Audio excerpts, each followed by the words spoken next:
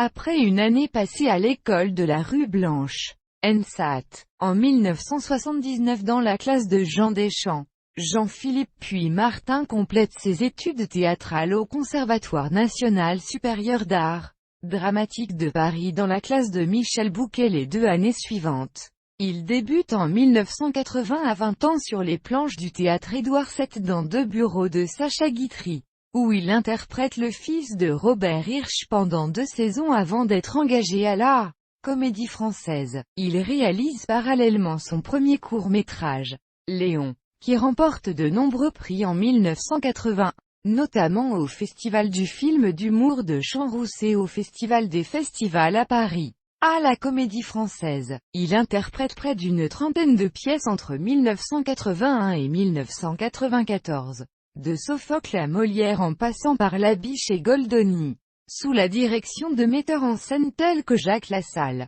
Ottomar Krejka, Jean-Pierre Vincent, Jean-Michel Ribes. Il continue de réaliser durant cette période des films, la plupart consacrés à sa relation au théâtre. Ferveur, Comédie Française, Ferveur, Jacques Lassalle, D'autres mondes de la mode, Couleur, Yves Saint-Laurent, ou à la publicité. Après son départ de la Comédie Française et un court séjour à Los Angeles durant lequel il réalise 3 documentaires sur des artistes californiens, Ed Moses, Robert Graham et Tony Berland.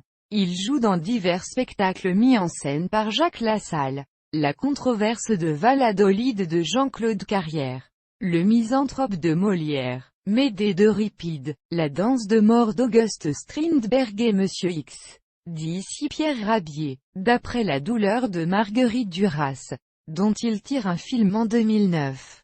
La même année, il joue au Théâtre Vidi Lausanne dans l'adaptation de 2 nouvelles de Raymond Carver regroupées, sous le titre Parlez-moi d'amour, toujours sous la direction de Jacques Lassalle. En 2011, il est au Théâtre de la Michaudière pour Désiré de Sacha Guitry, aux côtés de Marianne Bassler et Robin Renucci.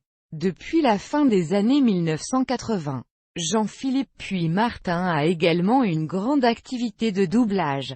Outre Tom Hanks et Tom Cruise, il est l'une des voix régulières de Sean Patrick Flanery, Chris O'Donnell, Christian Slater, Quentin Tarantino et Marc Dacascos. En animation, il a notamment prêté sa voix au personnage de Timon, dans Le Roi Lion et ses séries dérivées, et Woody dans Toy Story et ses suites. Ces dernières années, il a également assuré la direction artistique des versions françaises des films de Steven Spielberg, Robert Zemeckis, Bryan Singer, J.J. Abrams et James Gray, notamment ceux dans lesquels jouent Hanks et Cruise.